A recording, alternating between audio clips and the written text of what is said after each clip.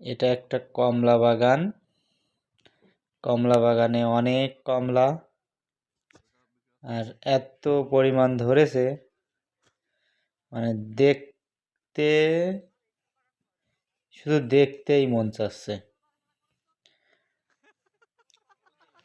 প্রতিটা গাছেই অনেকগুলো কমলা। আসলে এটা আল্লাহ তাআলার নিয়ামত। আল্লাহ তাআলার অনেক সুন্দর সৃষ্টি, যা একবার দেখলে মন জুড়ায় যায়। মানে প্রতিটা গাছে অনেকগুলা কমলা, সবগুলাই পেকে গেছে।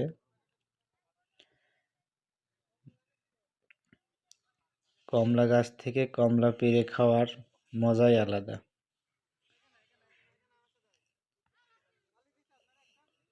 কমলাগুলো লাল লাল হয়ে গেছে, আর এত পরিমাণ ধরেছে মানে নিজের চোখে না দেখলে বিশ্বাস করার মতো না। এক একটা গাছে অনেকগুলো কমলা ধরেছে। এই কমলাগুলো মূলত